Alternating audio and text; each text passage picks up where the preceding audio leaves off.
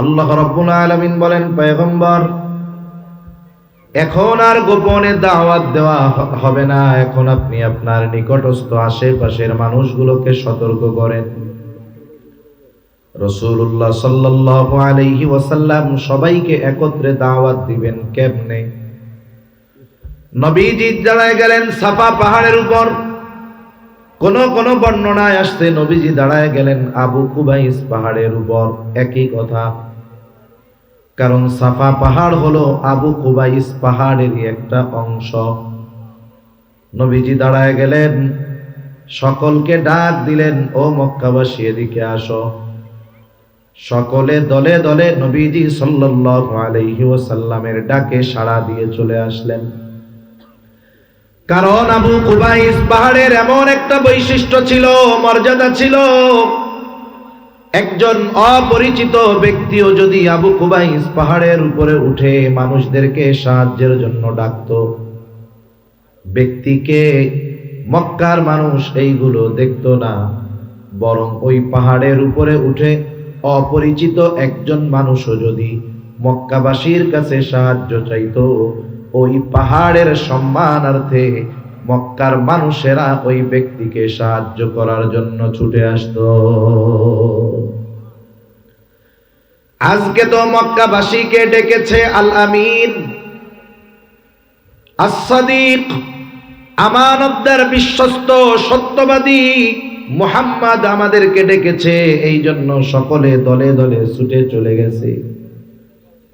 নবীজি সাল্লাল্লাহু আলাইহি ওয়াসাল্লাম সকলকে একত্রিত হওয়ার পর সকলে জিজ্ঞাসা করে, মুহাম্মদ আপনি কেন আমাদেরকে এখানে ডেকেছেন, কেন একত্রিত করেছেন?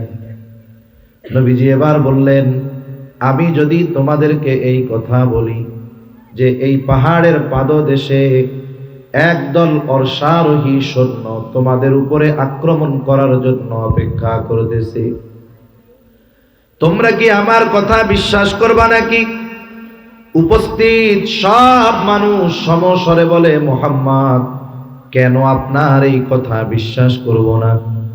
তার মানে অবশ্যই অবশ্যই আপনার এই কথা বিশ্বাস করব। কাফেররা কেন নবীজির কথা বিশ্বাস করবে? তারাই বলে, ও মুহাম্মদ আপনার কথা বিশ্বাস করব, কারণ হলো ইতিপূর্বে আমরা আপনাকে কখনো মিথ্যাবাদী পাই না। আপনি তো এর আগে কোনোদিন মিথ্যা কথা বলেন নাই, আজকে মিথ্যা বলবেন, এটা হতেই পারে না। তাহলে নবীজির সত্যবাদিতার সাক্ষী মক্কার কাফেররা আগের থেকেই দিয়ে রাখছে। নবুয়াতির আগেই কাফেররা নবীজির উপাধি দিয়েছে আল আমিন, নবীজির উপাধি দিয়েছে আস-সাদিক। মক্কার কাফেররা নবীজির চারিত্রিক ব্যাপারে কোনোদিন কথা বলার সাহস পায় নাই। নবীজির থেকে মানুষদেরকে দূরে রাখার জন্য মক্কার কাফেররা নবীজির ব্যাপারে 3টা শব্দ ব্যবহার করত। কয়টা শব্দ? 1 নাম্বার, মানুষদেরকে বলতো মুহাম্মাদের কাছে যাও না, মুহাম্মদ হলো একটা পাগল। আবার বলতো মুহাম্মাদের কাছে যাও না, মুহাম্মদ একটা জাদুকর। আবার বলতো মুহাম্মাদের কাছে যাও না, মুহাম্মদ হলো একটা কবি। নবীজির ব্যাপারে তারা এই 3টা শব্দ ব্যবহার করত। বাস্তবতা হলো এই বিষয়গুলো কারো চারিত্রিক বিষয়ের অবক্ষয়ের কারণ হতে পারে না। ওরা কোনোদিন বলতে পারে নাই এই মুহাম্মাদের কাছে যাও না, মুহাম্মদ কিন্তু মিথ্যা কথা কয়। এই কথা বলার তারা কোনোদিন সাহস পায় নাই। এই জন্য আল্লাহ রাব্বুল আলামিন আমার আপনার নবীজির সকল চারিত্রিক বৈশিষ্ট্য নবুয়তির আগেই আল্লাহ তাআলা সব সময়ের জন্য পরিশুদ্ধ রেখে দিয়েছে। একবার নবীজি বলতেছেন যে এক বিবাহের অনুষ্ঠানে আমি গেছি, আমারে যাইতে বলছে বিবাহের অনুষ্ঠানে। এখন ওই বিবাহের অনুষ্ঠানে নাচ গান হবে, বাদ্যযন্ত্র বাজাবে, জাহেলিয়াতের সময়, উনি তখন কিশোর। নবীজি বলেন আমি ওই বিবাহের অনুষ্ঠানে গেলাম, কিছু সময় পরে নাচ গান শুরু হবে, সকলে আনন্দ হই হুল্লোড় শুরু করতেছে। ইতিমধ্যে হঠাৎ আমার 2 চোখ জোড়ে ঘুম চলে আসলো। আমি ওই বাড়ির এক কোনায় গিয়া ঘুমায় পড়লাম, যেখানে লোকজন যায় না।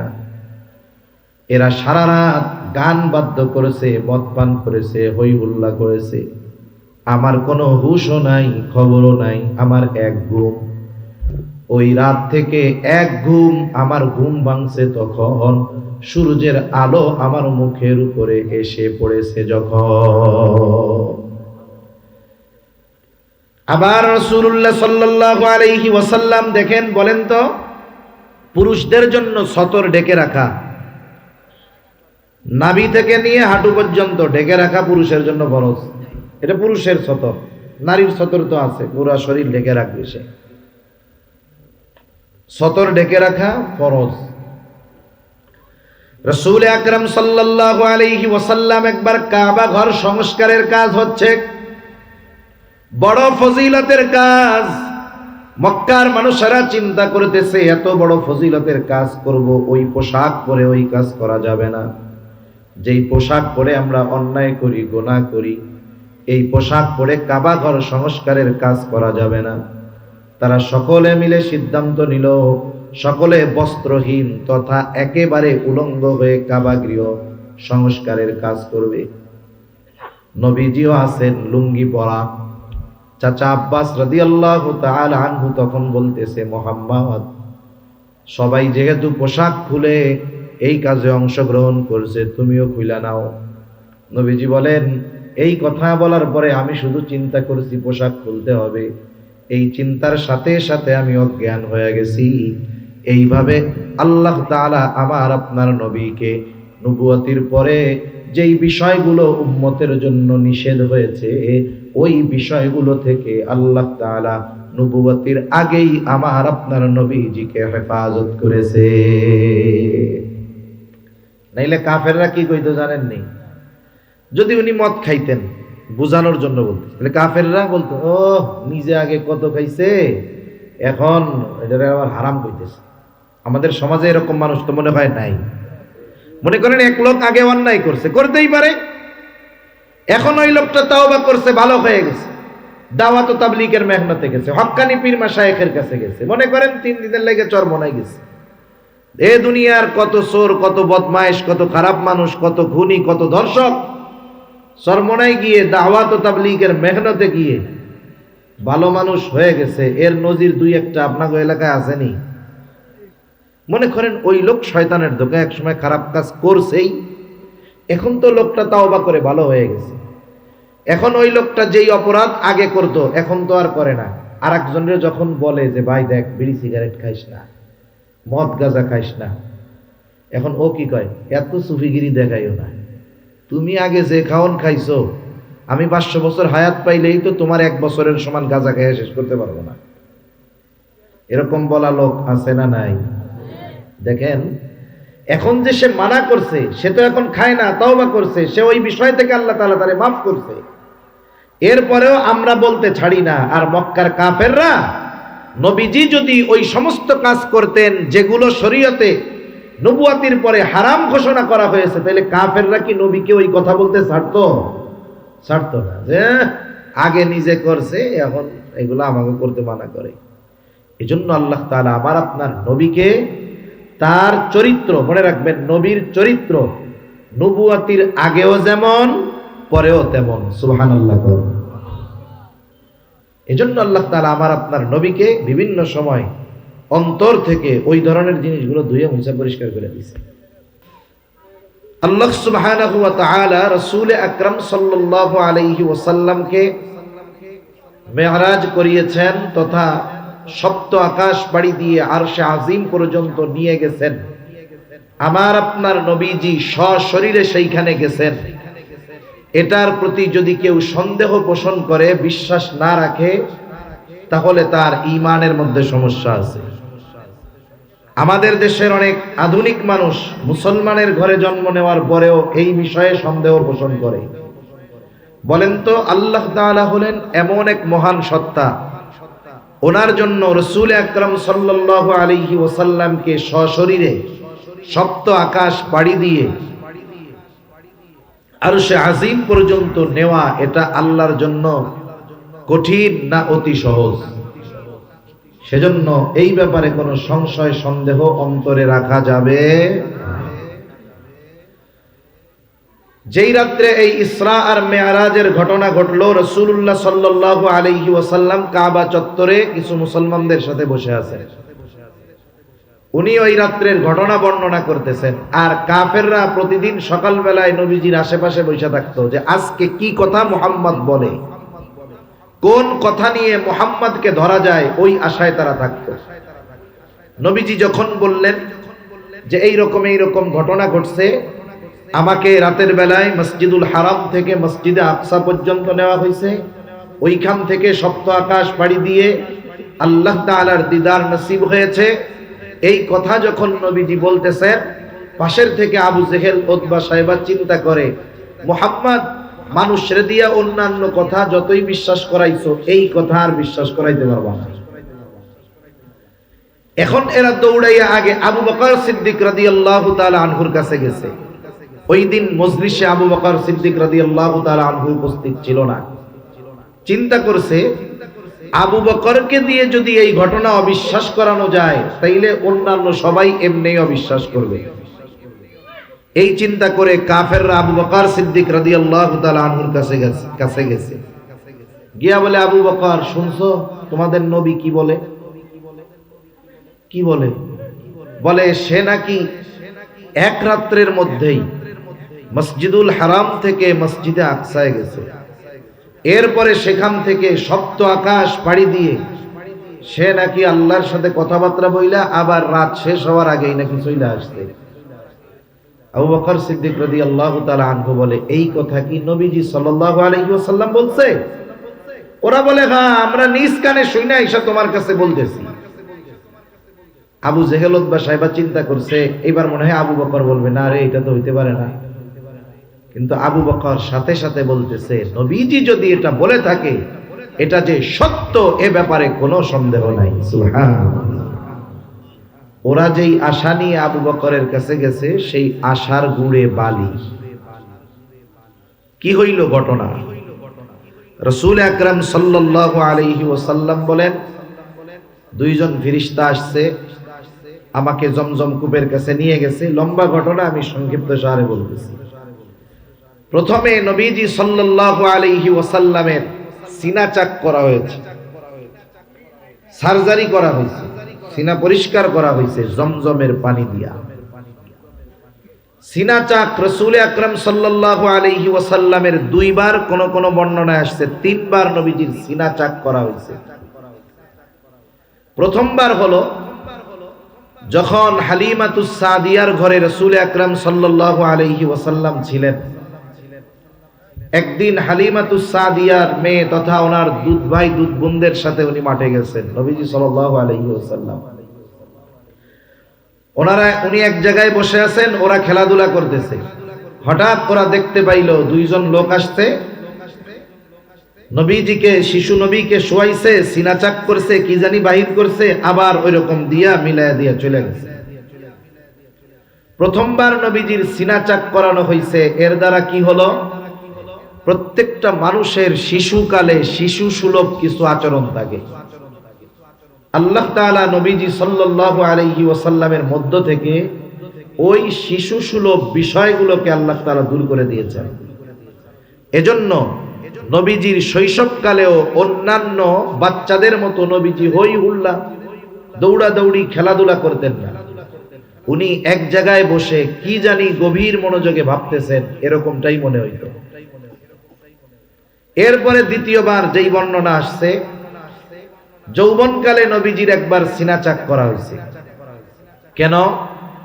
কারণ মানুষ যখন যৌবনকালে পদার্পণ করে, ওই বয়সে তার অনেক কিছু মনে চায়, করতে চায়। এই যৌবনের যেই আচরণগুলো, এই ধরনের কিছু বিষয় থেকে নবীজিকে হেফাজতের জন্য আল্লাহ তাআলা যৌবনকালে দ্বিতীয়বার সিনা চাকের ব্যবস্থা করেছেন। রাসূল আকরাম সাল্লাল্লাহু আলাইহি ওয়াসাল্লামকে আল্লাহ তাআলা নবুয়ত দেওয়ার আগেই এমন এমন বিষয় থেকে হেফাজত করেছেন, যেই বিষয়গুলো নবীজি নবুয়তির পরে হারাম ঘোষণা হয়েছে, এমন বিষয়গুলো থেকে আল্লাহ তাআলা আমার আপনার নবীজিকে নবুয়তির আগেই হেফাজত করছে। যেমন বলেন তো, ইসলামে গান বাদ্য হালাল না হারাম? হারাম। এমন ইতিহাস দেখানো যাবে না যে নবীজি সাল্লাল্লাহু আলাইহি ওয়াসাল্লাম নবুয়তির আগে কোনোদিন গান বাদ্যে অংশগ্রহণ করছে, জীবনেও করে নাই। রাসূলুল্লাহ সাল্লাল্লাহু আলাইহি ওয়াসাল্লাম শরীয়ত মদকে হারাম করেছে। মদ, ইসলাম আসার পরেও মদকে একবারে হারাম করা হয় নাই, 3 ধাপে মদকে হারাম করা হয়েছে। অথচ নবীজি কোনোদিন নবুয়তির আগে মদ পান করেন নাই। সুবহানাল্লাহ বলেন।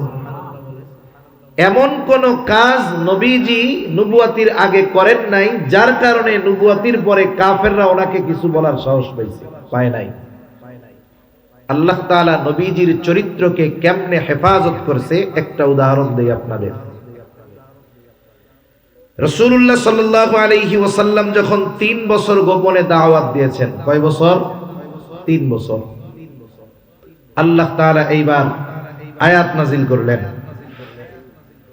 আল্লাহ তাআলা বলেন, ওয়া আনযির আশীরাতাকাল আকরাবিন।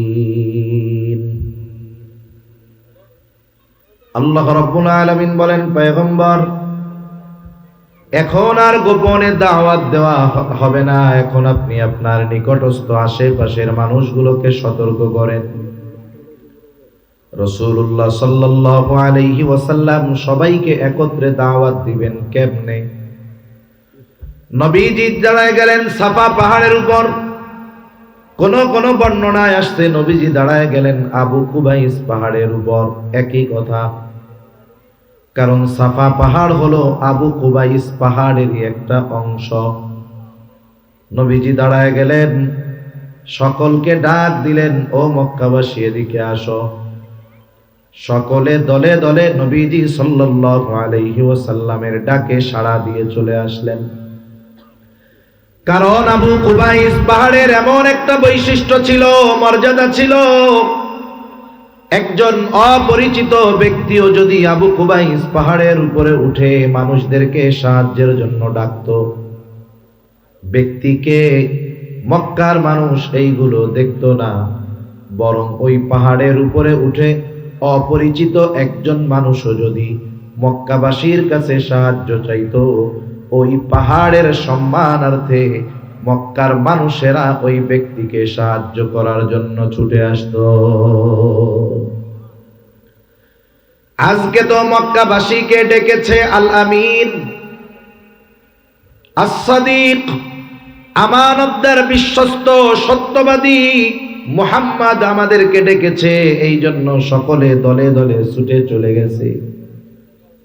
নবীজি সাল্লাল্লাহু আলাইহি ওয়াসাল্লাম সকলকে একত্রিত হওয়ার পর সকলে জিজ্ঞাসা করে, মুহাম্মদ আপনি কেন আমাদেরকে এখানে ডেকেছেন, কেন একত্রিত করেছেন? নবীজি এবার বললেন, আমি যদি তোমাদেরকে এই কথা বলি যে এই পাহাড়ের পাদদেশে একদল অশ্বারোহী সৈন্য তোমাদের উপরে আক্রমণ করার জন্য অপেক্ষা করতেছে, তোমরা কি আমার কথা বিশ্বাস করবা নাকি? উপস্থিত সব মানুষ সমস্বরে বলে, মুহাম্মদ কেন আপনার এই কথা বিশ্বাস করব না? তার মানে অবশ্যই অবশ্যই আপনার এই কথা বিশ্বাস করব। কাফেররা কেন নবীজির কথা বিশ্বাস করবে? তারাই বলে, ও মুহাম্মদ আপনার কথা বিশ্বাস করব, কারণ হলো ইতিপূর্বে আমরা আপনাকে কখনো মিথ্যাবাদী পাই না। আপনি তো এর আগে কোনোদিন মিথ্যা কথা বলেন নাই, আজকে মিথ্যা বলবেন এটা হতেই পারে না। তাহলে নবীজির সত্যবাদিতার সাক্ষী মক্কার কাফেররা আগের থেকেই দিয়ে রাখছে। নবুয়তির আগেই কাফেররা নবীজির উপাধি দিয়েছে আল আমিন, নবীজির উপাধি দিয়েছে as-সাদিক। মক্কার কাফেররা নবীজির চারিত্রিক ব্যাপারে কোনোদিন কথা বলার সাহস পায় নাই। নবীজির থেকে মানুষদেরকে দূরে রাখার জন্য মক্কার কাফেররা নবীজির ব্যাপারে 3টা শব্দ ব্যবহার করত। কয়টা শব্দ? এক নাম্বার, মানুষদেরকে বলতো মুহাম্মাদের কাছে যাও না, মুহাম্মদ হলো একটা পাগল। আবার বলতো মুহাম্মাদের কাছে যাও না, মুহাম্মদ একটা জাদুকর। আবার বলতো মুহাম্মাদের কাছে যাও না, মুহাম্মদ হলো একটা কবি। নবীজির ব্যাপারে তারা এই তিনটা শব্দ ব্যবহার করত।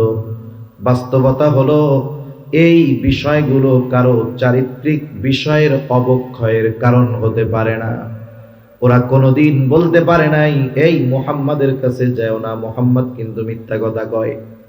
এই কথা বলার তারা কোনোদিন সাহস পায় নাই। এই জন্য আল্লাহ রাব্বুল আলামিন আমার আপনার নবীজির সকল চারিত্রিক বৈশিষ্ট্য নবুয়তির আগেই আল্লাহ তাআলা সব সময়ের জন্য পরিশুদ্ধ রেখে দিয়েছে। একবার নবীজি বলতেছেন যে এক বিবাহের অনুষ্ঠানে আমি গেছি, আমারে যাইতে বলছে বিবাহের অনুষ্ঠানে। এখন ওই বিবাহের অনুষ্ঠানে নাচ গান হবে, বাদ্যযন্ত্র বাজাবে, জাহেলিয়াতের সময়, উনি তখন কিশোর।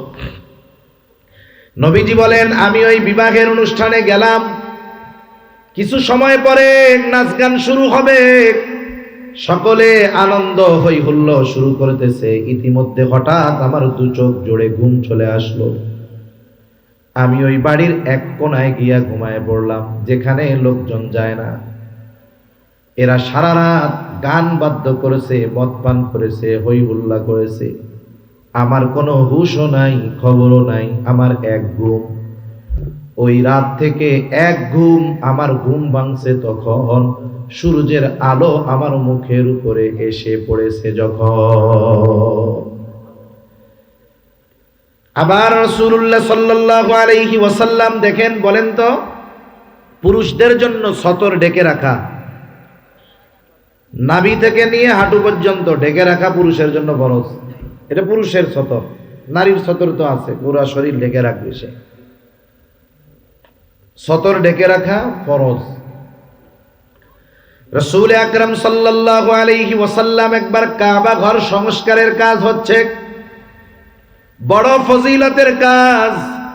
মক্কার মানুষেরা চিন্তা করতেছে এত বড় ফজিলতের কাজ করব, ওই পোশাক পরে ওই কাজ করা যাবে না।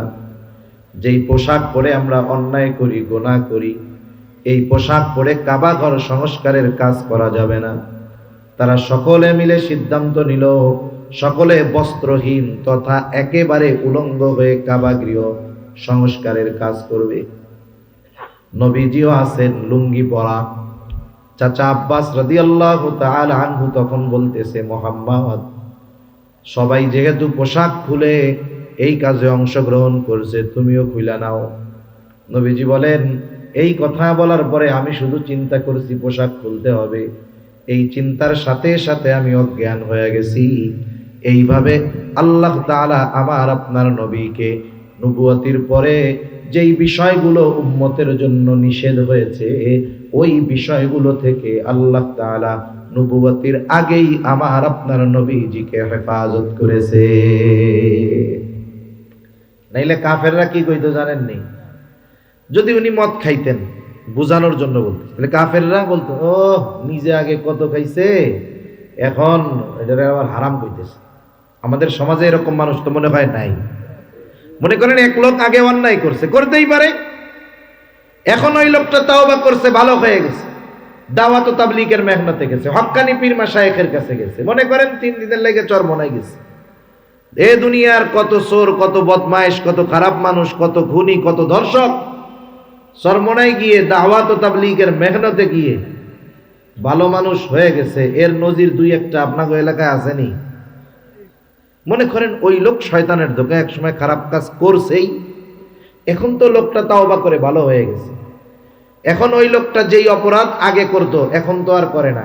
আর একজনের যখন বলে যে ভাই দেখ, বিড়ি সিগারেট খাইস না, মদ গাঁজা খাইস না, এখন ও কি কয়, এত সুফিগিরি দেখাইও না, তুমি আগে যে খাওন খাইছো, আমি 500 বছর হায়াত পাইলেই তো তোমার 1 বছরের সমান গাঁজা খেয়ে শেষ করতে পারবো না। এরকম বলা লোক আছে না নাই? দেখেন, এখন যে সে মানা করছে, সে তো এখন খায় না, তাওবা করছে, সে ওই বিষয় থেকে আল্লাহ তাআলা তারে মাফ করছে।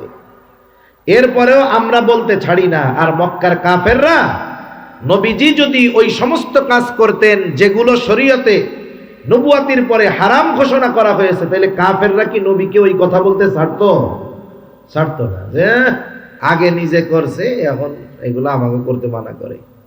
এজন্য আল্লাহ তাআলা আবার আপনার নবীকে তার চরিত্র, মনে রাখবেন নবীর চরিত্র নবুয়াতির আগেও যেমন পরেও তেমন, সুবহানাল্লাহ। এজন্য আল্লাহ তাআলা আমার আপনার নবীকে বিভিন্ন সময় অন্তর থেকে ওই ধরনের জিনিসগুলো ধুয়ে মুছে পরিষ্কার করে দিয়েছে। নবীজি আবার বলেন, ওই দুইজন আমার সিনা চাক করলো, এটা হলো তৃতীয়বার। মেরাজের সফরের আগে তৃতীয়বার সিনা চাক করা হলো নবীজির। মেরাজের ঘটনা যখন আগের উলামায়ে কেরাম বলতেন, আমাদের দেশে নাস্তিক মার্কা বিজ্ঞানী আছে না নাই? ওই অনেক আগে ওরা বলতো কি কথা কয়টা, একটা মানুষের যদি বুক কাইটা একেবারে হার্ট হৃৎপিণ্ড বাইর করে, ওইটা আবার কেমনে বাইসা থাকে? মিরাজের ঘটনা বলতে গিয়ে যখন এইগুলা বলা হইতো, ওরা কইতো যে এটা অসম্ভব, কারণ মানুষের বুক চিরে হার্ট বের করে পরিষ্কার করে পুনরায় প্রতিস্থাপন করা এটা অসম্ভব। কিন্তু আজকের চিকিৎসা বিজ্ঞান বলে এটা কোনো ব্যাপার না, মানুষের ওপেন হার্ট সার্জারি হয়। আজকে নবীজির সিনা চাকের ১৫০০ বছর পরে আজকেও দুনিয়ার মধ্যে ওপেন হার্ট সার্জারি হয়। একটা মানুষকে পরিপূর্ণ অজ্ঞান না করে যার অপারেশন হয় সেও স্ক্রিনের মধ্যে দেখতে পারে। এই বুক ফেড়ে হার্ট বের করে সকল প্রকার ব্লক ছুটাইয়া আবার হার্টকে ভিতরে প্রতিস্থাপন করা হয়।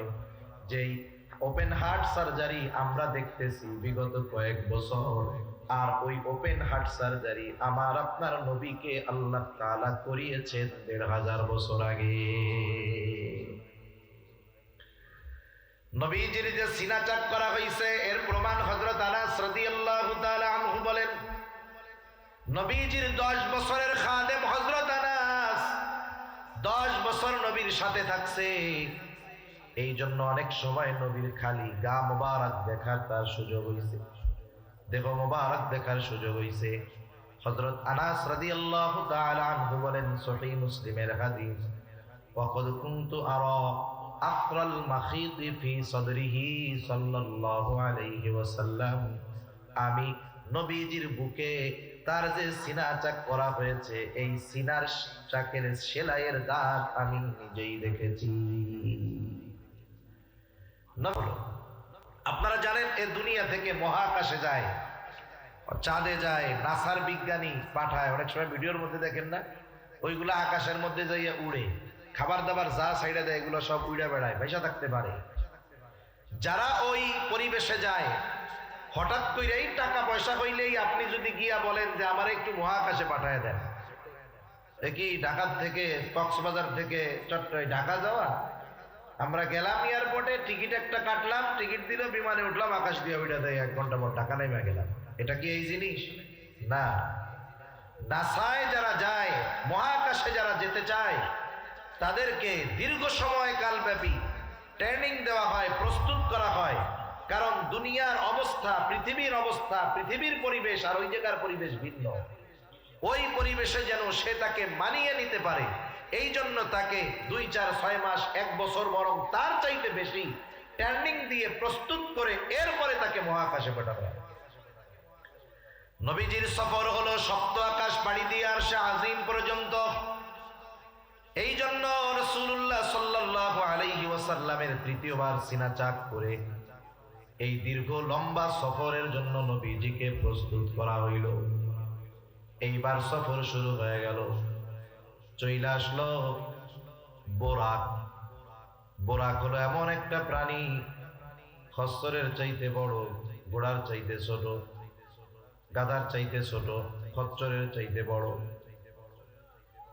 আমাদের অঞ্চলে অনেক জায়গায় মাঝে মধ্যে দেখি, বাজারেও পোস্টার কিনতে পাওয়া যায়, সাদা একটা ঘোড়া, ঘোড়ার সাথে 2টা লাগাই দিয়েছে ডানা, দেখেন নাই মনে হয় আপনারা?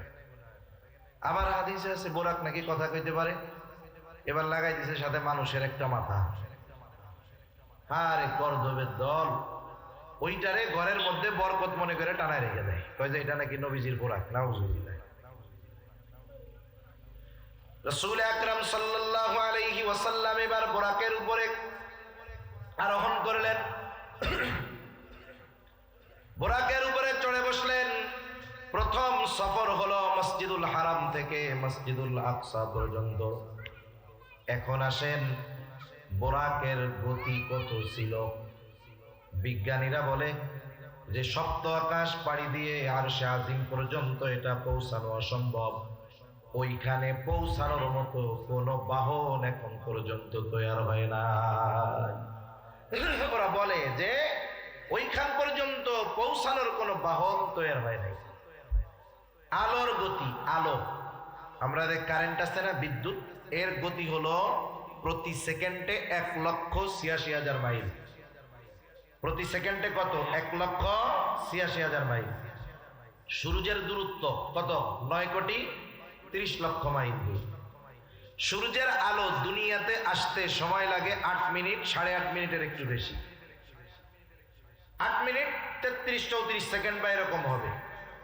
সূর্য 9,30,00,000 মাইল দূরে, সূর্যের আলো দুনিয়াতে পৌঁছাইতে সময় লাগে 8.5 মিনিটের মতো।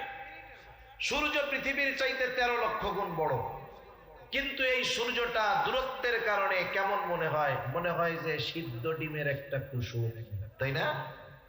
অথচ বড় কত? 13 লক্ষ পৃথিবী ওর মধ্যে ঢুকায় দেওয়া যাবে। দূরত্বের কারণে ছোট মনে হয়। মাঝে মধ্যে আকাশ যখন পরিষ্কার, আমরা আকাশে ছোট ছোট তারকা দেখি, দেখছেন না? তারকা, এই তারকাগুলো দেখতে ছোট মনে হয়, আসলে ছোট না। কেন? দূরত্বের কারণে ছোট। এক একটা তারকা কত বড়, যে একটা তারকার মধ্যে যেই সূর্য পৃথিবীর চাইতে 13 লক্ষ গুণ বড়, ওই রকম কোটি কোটি মিলিয়ন মিলিয়ন সূর্য একটা তারকার মধ্যে ঢুকাইয়া দেওয়া যাবে। সুবহানাল্লাহ। এখন বলেন তো, আকাশে কত তারকা আছে এর হিসাব কারো জানা আছে? কারো জানা নেই। মহাকাশ নিয়ে যারা গবেষণা করে, নাসা যদি জিজ্ঞাসা করেন বলো তো আকাশে কত তারা আছে, ওরা বলবে এর হিসাব আমাদের জানা নাই, অগণিত তারকা আছে। এখন আসেন, এই তারকাগুলো কোথায়? সব তারকাগুলো প্রথম আসমানের নিচে। আল্লাহ তাআলা বলেন, ইন্না যায়্যানাস সামাআদ দুনিয়া বিজিনাতিল কাওয়াকিব। আল্লাহ তাআলা বলেন, আমি দুনিয়ার আসমানকে নক্ষত্রপুঞ্জ দ্বারা সুসজ্জিত করেছি। যত নক্ষত্র আমরা দেখি সব প্রথম আকাশের নিচে। রাসূলুল্লাহ সাল্লাল্লাহু আলাইহি ওয়াসাল্লাম বলেন, বুরাকের গতি হলো দৃষ্টি সীমার শেষ পর্যন্ত। তার মানে এখান থেকে আমরা তারকাও দেখতে পাই, এই তারকাটাও দেখতে পাই।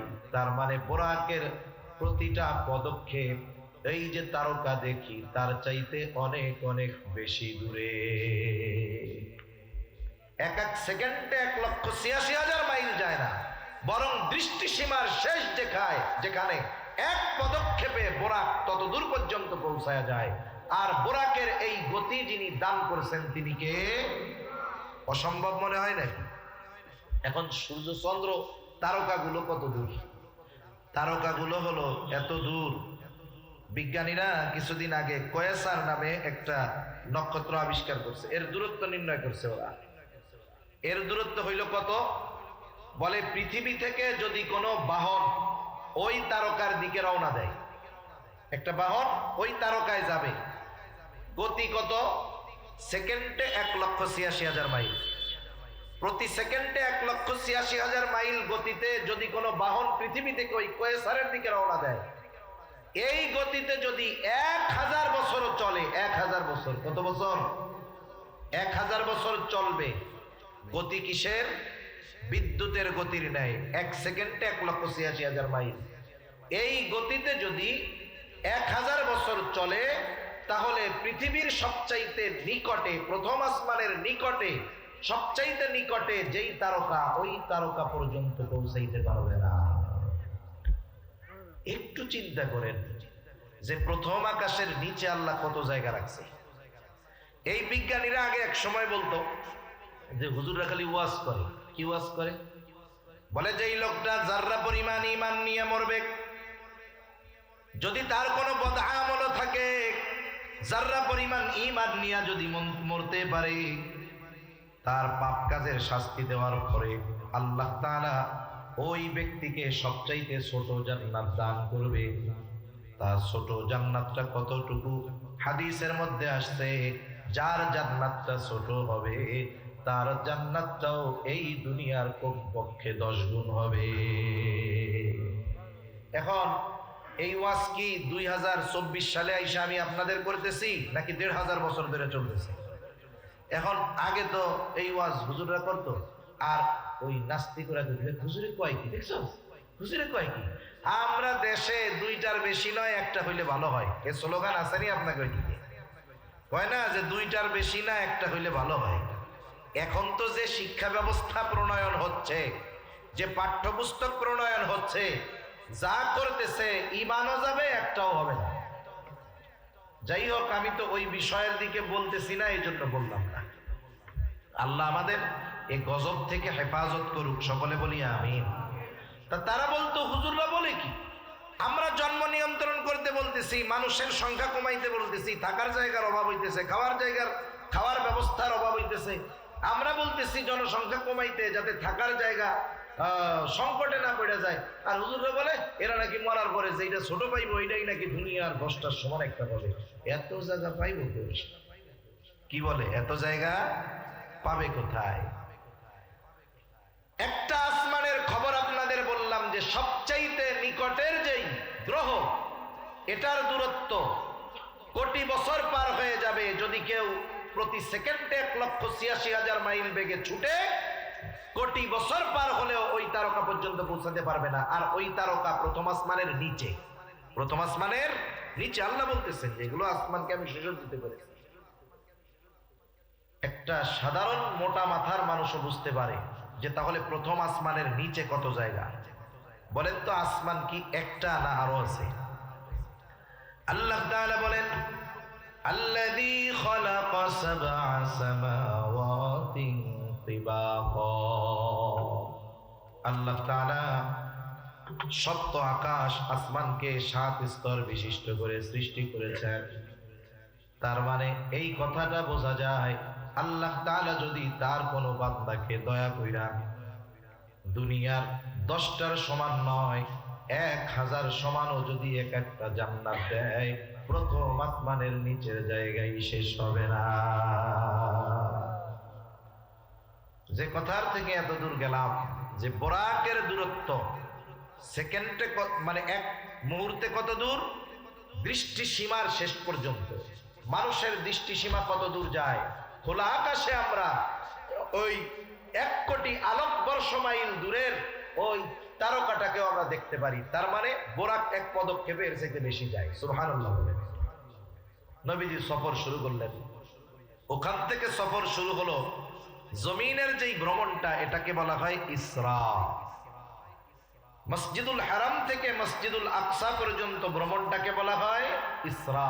আল্লাহ তাআলা সে কথা কোরআনুল কারীমের মধ্যে বলেন, সুবহানাল্লাযী আসরা বিআবদিহি লাইলাম মিনাল মাসজিদিল হারাম ইলাল মাসজিদিল আকসাল্লাযী বারাকনা হাওলাহু লিনুরিয়াহু মিন আয়াতিনা ইন্নাহু হুয়াস সামিউল বাসীর। পুত পবিত্র ওই মহান সত্তা, যিনি তার বান্দাকে মসজিদুল হারাম থেকে মসজিদুল আকসা পর্যন্ত ভ্রমণ করিয়েছেন। আল্লাহ তাআলা বলতেছেন, বিআবদিহি, নবীজিকে আবদুন বলে আল্লাহ তাআলা অভিহিত করেছেন।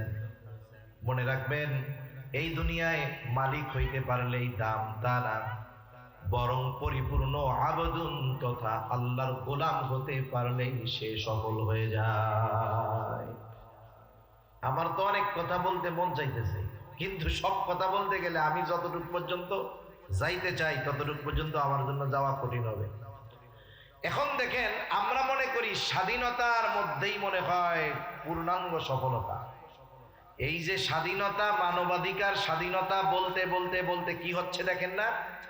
এখন আমাদেরকে বুঝাইতে যাচ্ছে একটা ছেলে হয়ে জন্ম নিয়েছে, এখন ওর তো একটা স্বাধীনতা আছে। ও যখন বড় হবে, ও যদি মনে মনে নিজের মাইয়া কয়, তাইলে নাকি ও মাইয়া হয়ে যাবে। নাউজুবিল্লাহ। এই ধরনের কথা বলার সাহস কেমনে হলো? কারণ মানুষকে স্বাধীনতার নামে, মানবাধিকারের নামে ইসলাম বিদ্বেষী বানানো হচ্ছে। বাস্তবতা হলো এই ধরনের স্বাধীন চেতা মানুষের কোনো দাম নাই। বলেন তো, আকাশে অনেক পাখি উড়ে যাইতেছে, লক্ষ লক্ষ পাখির জাক। আমার সাথে মনে করেন একজন আছে, আমি ওরে বললাম, দোস্ত তুমি কি বক পাখি খাইতে মজা লাগে তোমার? বলে হ্যাঁ, পাইলে তো খাবো। তাহলে দেখো, ওই যে আকাশে উড়ে যাইতেছে, 1000-এর উপরে বক আছে, তুমি আমারে 500 টাকা দাও।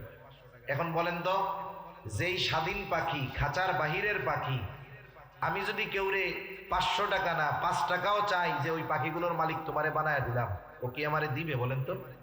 বলবে হুজুর এত বলদ ভাবেন কেন, এ পাখির 5 পয়সাও কোনো দাম নেই। কিন্তু বলেন তো, ওই পাখিগুলোর মধ্যে থেকে একটা পাখি যদি খাঁচায় বন্দি করে আইনা বলি কিনবেন, দাম কত? 500 টাকা। বাজারে 800, লুফে 500 টাকা দিয়ে কেনার লোক একজন না 50 জন বের হয়ে যাবে, ঠিক কিনা বলেন? তাহলে এই পাখিটার দাম হইল কেন? আবদ্ধ হওয়ার কারণে, জেলখানার মধ্যে বা খাঁচার মধ্যে আবদ্ধ হওয়ার কারণে। আমরা মুসলমান, আমরা যদি খাঁচার বাইরে চলে যেতে চাই, তথা শরীয়তের যেই সীমা, খাঁচার বাইরে যদি চলে যেতে চাই, আমাদের কোনো দাম নাই। আখিরাত বরবাদ, দুনিয়া বরবাদ। কিন্তু শরীয়তের খাঁচার মধ্যে যদি থাকি, তাহলে আমাদের দাম আছে। সেজন্য আবদুন, যে গোলাম, যে সে আল্লাহর গোলাম। দুনিয়ার মানুষের গোলামি করলে সম্মান, ইজ্জত ধ্বংস হয়ে যায়। আর আল্লাহর যে যত বড় গোলাম হয়, তার মর্যাদা আল্লাহ তত বেশি বাড়ায় দেয়। দেখেন না, খ্রিস্টানেরা ঈসা আলাইহিস সালামরে বলতে চায় যে এটা আল্লাহর ছেলে। আল্লাহ তাআলার কুদরত, পিতাবিহীন ঈসা আলাইহিস সালামকে মাতৃগর্ভে আল্লাহ তাআলা দিয়ে দিয়েছেন। ওরা কি বলতে চায়? ওরা বলতে চায় ঈসা হলো আল্লাহর ছেলে। ওরা গড়ে ওদের ভাষায় আরো সম্মান বেশি দিতে চায়। আর ঈসা আলাইহিস সালাম শিশু বাচ্চা, দুধের শিশু। আল্লাহ জবান খুলে দিয়েছে। কি বলে ঈসা আলাইহিস সালাম? তোমরা আমারে আল্লাহর সন্তান বইল না। কেমন যেন সে বলে, তোমরা আমারে আল্লাহর সন্তান বইল না। ঈসা আলাইহিস সালাম বলতেছেন, ক্বালা ইন্নী আবদুল্লাহ আতানিয়াল কিতাবা ওয়া জাআলানি নাবিয়্যা। আমি হলাম আল্লাহর গোলাম। ইন্নী আবদুল্লাহ, আমি আল্লাহর বান্দা। আতানিয়াল কিতাব, আমাকে কিতাব দেওয়া হয়েছে, নবী বানানো হয়েছে আমাকে। এজন্য আবদুন শব্দের মধ্যেই একজন মানুষ যদি এই শব্দের পরিপূর্ণ ধারক বাহক হতে পারে, তথা আল্লাহর পরিপূর্ণ গোলাম হতে পারে, ওই লোকটাই সবচাইতে বড় সফল, ঠিক কিনা বলেন? এজন্য আল্লাহ তাআলা আমার আপনার নবীজিকে আবদুন বলে আমার আপনার নবীজির মর্যাদাকে বুঝাচ্ছেন। সুবহানাল্লাহ। ভ্রমণ করাইলেন কোথায়? রাত্রিকালীন ভ্রমণ করাইলেন। মিনাল মসজিদিল হারামি ইলাল মসজিদিল আকসা, মসজিদুল হারাম থেকে মসজিদুল আকসা পর্যন্ত। আল্লাহ তাআলা বলেন, মসজিদুল আকসা কি জানোনি? আল্লাযী বারাকনা হাওলাহু।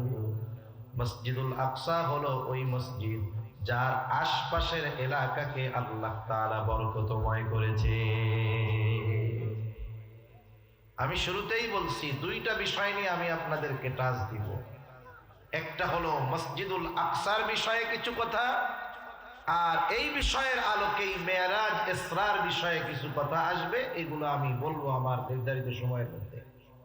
এবার আসেন, যেহেতু ওই ইহুদিদের টার্গেট হলো মসজিদুল আকসার ওই স্থাপনাকে ধ্বংস করে ওইখানে থার্ড টেম্পল নির্মাণ করা, তাদের এই ইচ্ছা মুসলিম উম্মার শরীরে এক বিন্দু রক্ত থাকা পর্যন্ত পূরণ হতে দেওয়া যাবে না। তাহলে মসজিদুল আকসার এক নাম্বার কি আছে? আল্লাহ তাআলা বলেন, বারাকনা হাওলাহু, আমি আল্লাহ তার আশপাশ চতুর্পাশকে বরকতময় করেছি। এজন্য জেরুজালেম, মসজিদুল আকসা হলো বরকতময় এক ভূমি, জেরুজালেম। শুধু তাই না, আল্লাহ রাব্বুল আলামিন এই জেরুজালেম মসজিদুল আকসার আশেপাশের এলাকাকে আল্লাহ তাআলা পবিত্র জমিন বলে অভিহিত করেছে। তাহলে মসজিদুল আকসা বলতে কতটুকু আপনারা বুঝবেন?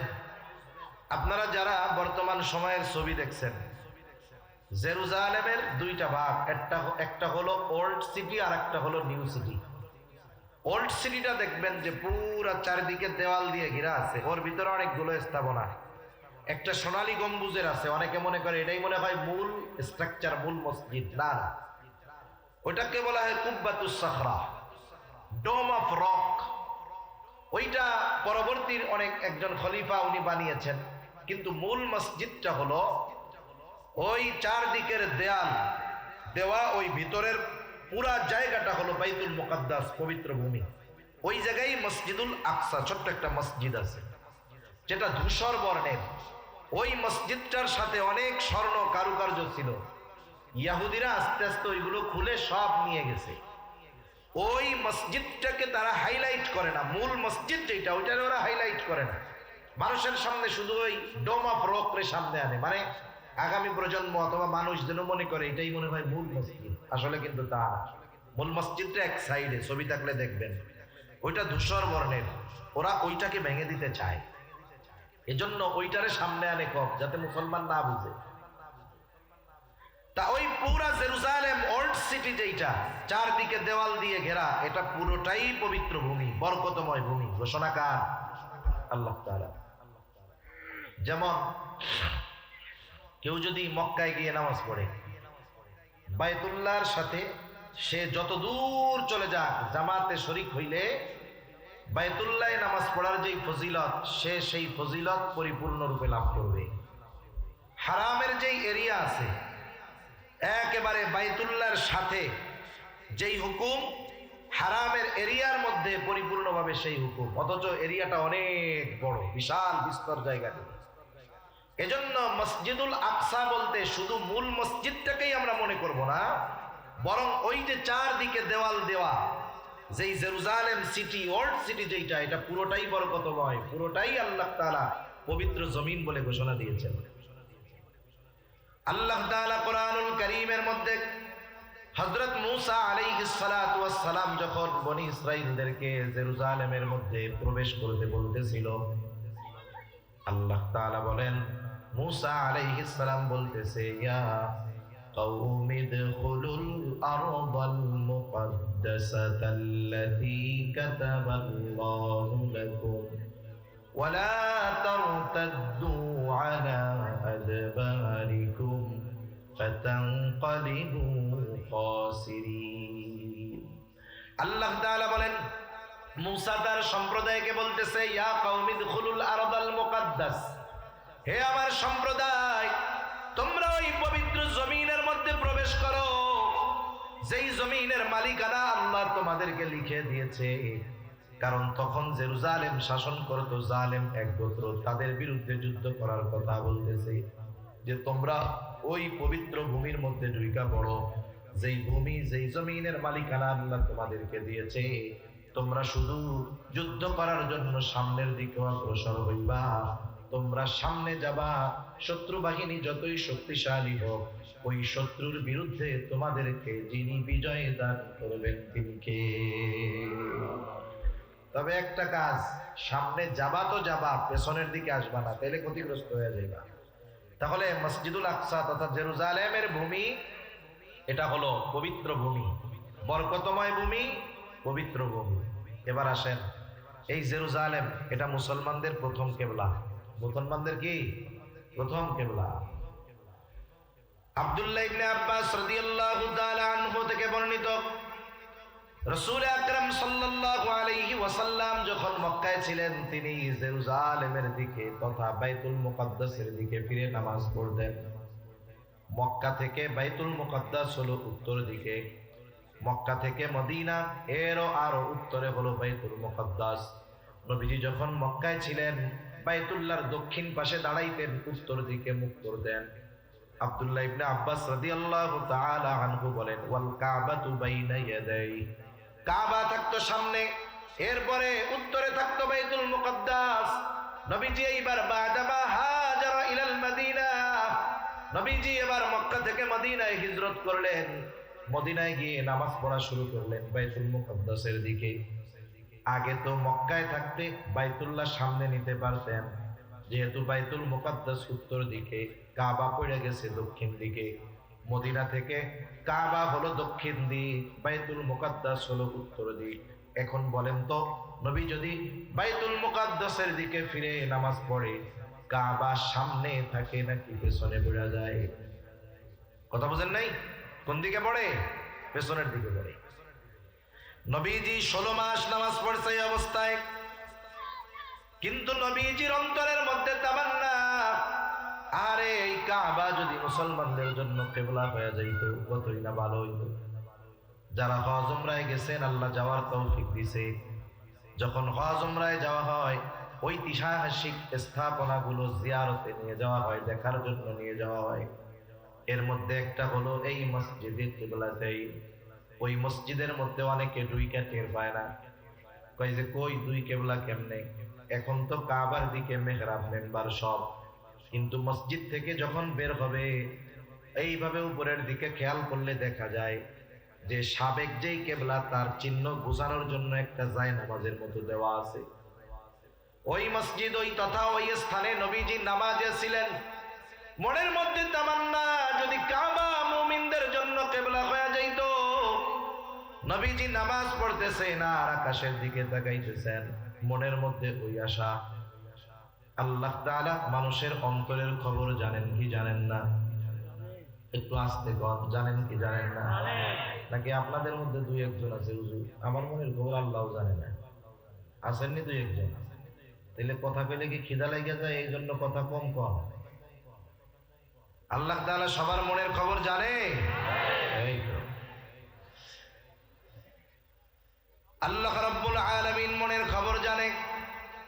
নবীজি কি বলতে চায়, কেন আকাশের দিকে তাকায়?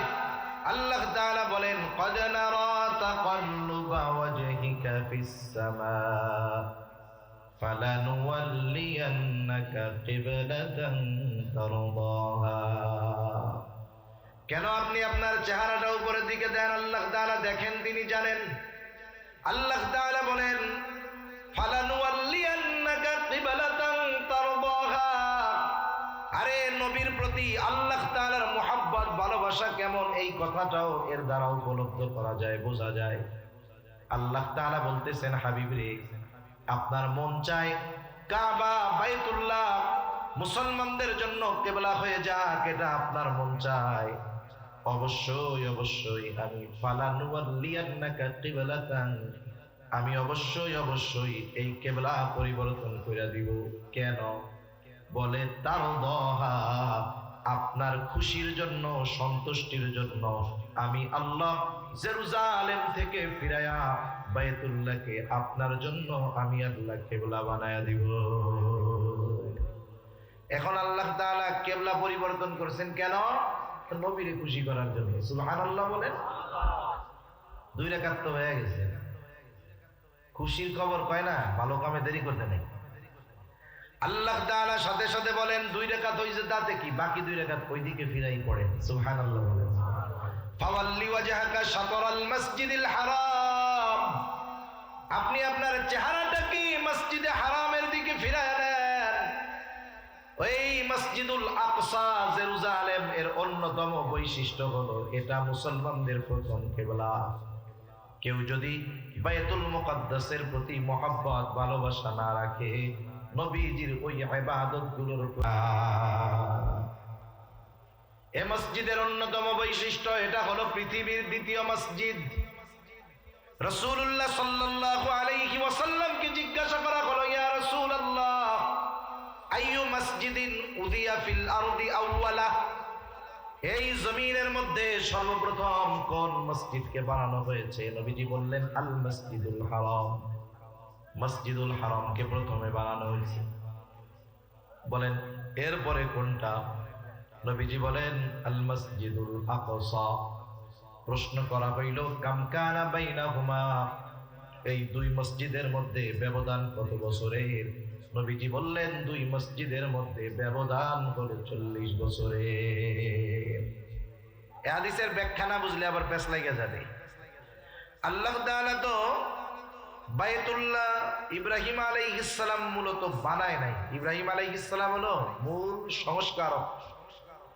এর আগে নূহ আলাইহিস সালাতু ওয়াস সালামের মহাপ্লাবনের পরে বাইতুল্লাহর আগের যে স্থাপনা ছিল, পাথর টাথর দিয়েছিল, এটা পুরো বিধ্বস্ত হয়ে যায়। শুধু বালুর উঁচু ডিবির মতো একটু জায়গা ছিল, আর কিছুই ছিল না।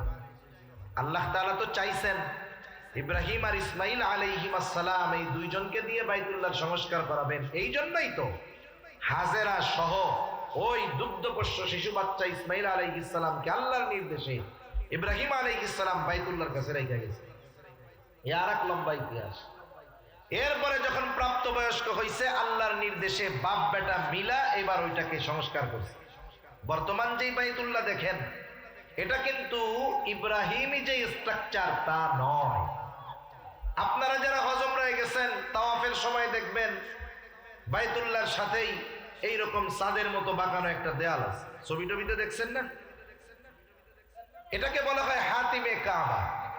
এটাও কাবার অংশ। মূল ঘর, চার কোণা যেই ঘর, ওর মধ্যে যদি কেউ ঢোকার পরে সে যেই দিক খুশি সেই দিক ফিরা নামাজ পড়তে পারবে। কিন্তু বাহিরে ওই যে চাঁদের মতো যে অংশটা, ওই ভিতরে যদি কেউ যাইতে পারে, যাওয়া যায়, অনেক মানুষ যায়। ওই জায়গাটাও যেহেতু কাবার অংশ, ওই জায়গায়ও সে যেদিকে খুশি সেদিকে ফিরে নামাজ পড়তে পারবে।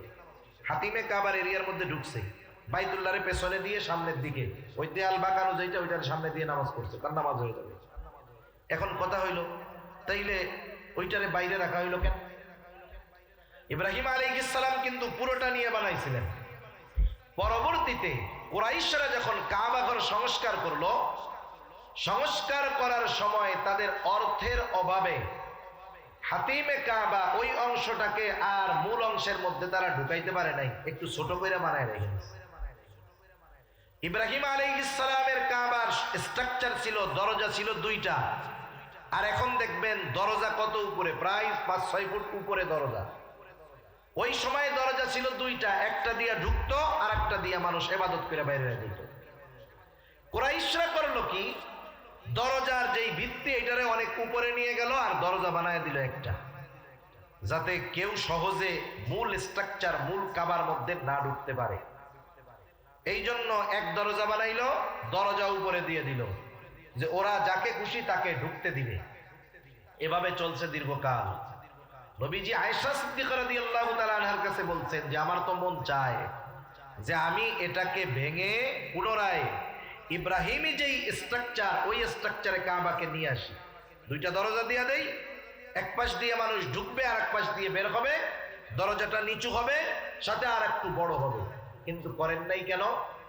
ঝামেলা, ফিতনার আশঙ্কার কথা চিন্তা করে। পরবর্তীতে আব্দুল্লাহ ইবনে জুবায়ের রাদিয়াল্লাহু তাআলা আনহু, আয়েশা সিদ্দিকা রাদিয়াল্লাহু তাআলা আনহার ভাগ্নে আসমা বিনতে আবু বকর রাদিয়াল্লাহু তাআলা আনহার ছেলে আব্দুল্লাহ বিন জুবায়ের, জুবায়েরের ছেলে আব্দুল্লাহ, উনি যখন এই মক্কার কাবা ঘরটার কথা খালার মুখে শুনছে যে নবীজির আশা ছিল, করতে চাইতেন, কিন্তু এই চিন্তাই করতেন না, উনি ওইটাকে ভাঙা ওই ইব্রাহিমী যে স্ট্রাকচার, ওই স্ট্রাকচারে করছিলেন। এটাকে কেন্দ্র করে হাজ্জাজ বিন ইউসুফ এনার উপরে অনেক নির্যাতন করে নৃশংসভাবে ওনাকে শহীদ করেছিলেন। এই ইতিহাস অন্যদিকে। তাহলে কোন কথার থেকে গেলাম?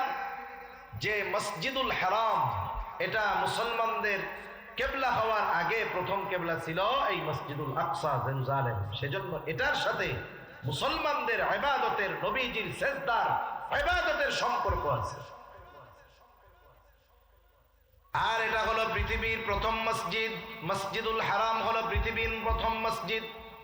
ইব্রাহিম আলাইহিস সালাম এটাকে সংস্কার করেছেন। এর 40 বছর পরে মসজিদুল আকসা ইব্রাহিম আলাইহিস সালামের হাতে প্রতিষ্ঠিত হয়েছে।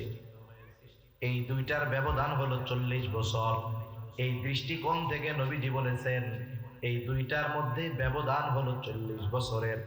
অনেকে মনে করে মসজিদুল আকসা মনে হয় সুলাইমান আলাইহিস সালাম বানাইছে। না না, সুলাইমান আলাইহিস সালাম এটাকে জিনদেরকে দিয়ে সংস্কার করাইছিলেন, কিন্তু মসজিদুল আকসা এটা প্রতিষ্ঠিত হয়েছে ইব্রাহিম আলাইহিস সালামের হাতে। এটা পৃথিবীর দ্বিতীয় মসজিদ। এই মসজিদ এমন এক মসজিদ যেই মসজিদের মধ্যে 1 রাকাত নামাজ পড়লে কমপক্ষে 250 রাকাতের সওয়াব হয়। আমাদের সামর্থ্য থাকলে মক্কা মদিনায় গিয়ে 1 লক্ষ রাকাতের, মদিনায় গিয়ে 1000 রাকাতের সওয়াব অর্জন করতে পারি, কিন্তু যেই মসজিদ 250 রাকাতের সওয়াব পাওয়া যায়, যেই মসজিদ পৃথিবীর দ্বিতীয় মসজিদ, যেই মসজিদ মুসলমানদের প্রথম কিবলা, টাকা পয়সা থাকলেই ওই মসজিদে গিয়ে আল্লাহর কুদরতি কদমে একটা সিজদা দেওয়া যায় না। এই জালেমগুলোর কারণে আমরা আল্লাহর কাছে দোয়া করি আর আশা করি ইনশাআল্লাহ এমন একটা সময় আসবে আমরাও ওইখানে গিয়ে আমাদের প্রথম কিবলার ওই মসজিদে গিয়ে সিজদা দিতে পারবো ইনশাআল্লাহ। আমরা না পারি আমাদের পরবর্তী প্রজন্ম পারবে ইনশাআল্লাহ। এবার আসেন ওই মসজিদের অন্যতম আর একটা বৈশিষ্ট্য কি, পৃথিবীর 3টা মসজিদে সফরের উদ্দেশ্যে, দেখার উদ্দেশ্যে, ভ্রমণের উদ্দেশ্যে যাওয়া যায় ফজিলত মনে করিয়া। ফজিলত মনে করে 3টা মসজিদে দেখতে যাওয়া যায়। আমাদের অঞ্চলে আছে 60 গম্বুজ মসজিদ। কেউ যদি এই চিন্তা করে যে ওই মসজিদ দেখতে গেলে আমার বড় ফজিলত হবে, তাহলে তার গুনাহ হবে।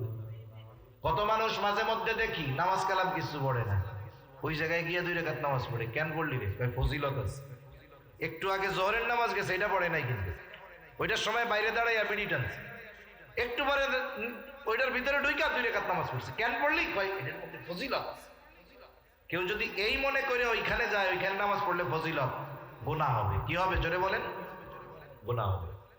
নবীজি বলেন পৃথিবীর 3টা মসজিদ, 1 নম্বর মসজিদুল হারাম, মসজিদুল নববী আর মসজিদুল আকসা। এই 3টা মসজিদে ফজিলত মনে কইরা ভ্রমণ করা যাবে, কোনো অসুবিধা নাই, বরং যাওয়া জরুরি। এরপরে আসেন অন্যতম আর একটা ফজিলত। নবীজি এক হাদিসের মধ্যে বলেন দাজ্জালের যখন আবির্ভাব ঘটবে, 4টা মসজিদের এরিয়ায় দাজ্জাল ঢুকতে পারবে না। কয়টা জোরে বলেন? 1 নম্বর মসজিদুল হারাম, 2 নম্বর মসজিদুল নববী, 3 নম্বর মসজিদুল আকসা, 4 নম্বর হলো মসজিদুল তুর। এই তুর একটা মসজিদ আছে, ওইখানে ঢুকতে পারবে না, এছাড়া সব জায়গায় ঢুকতে পারবে। সর্বশেষ এই মসজিদের সবচাইতে বড় অন্যতম একটা ফজিলত বলে আমি শেষ করে দিই। মোহতারাম চলে আসছেন, দেখেন পৃথিবীর একমাত্র মসজিদ, একমাত্র জায়গা যেইখানে আল্লাহ তাআলা পৃথিবীর শুরু থেকে নিয়ে শেষ পর্যন্ত যত নবী রাসূল এসেছেন সকলকে আল্লাহ এক জায়গায় একত্রিত করেছে। সুবহানাল্লাহ বলেন। দুনিয়ার আর কোন মসজিদের এই ফজিলত আছে? নাই। আরো কি ফজিলত? সকলে উপস্থিত হয়েছে সব নবী। আমার আপনার নবী হলেন নবীদেরও নবী, নবীদেরও ইমাম। নবীজি নবীদেরও ইমাম। সব নবীরা একত্রিত করেছেন আল্লাহ তাআলা সব নবীদের। 2 রাকাত নামাজ হবে। কে ইমামতি করবে?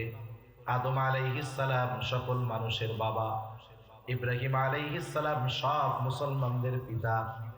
ইমামতির সুযোগ কারো হয় নাই। জিব্রাইল ঠেলা দিয়া আমার আপনার নবীকে সামনে আগায় দিয়া বলে, আজকে এই জামাতের ইমামতি করার যোগ্যতা একমাত্র আল্লাহ তাআলা আপনাকেই দিয়েছে।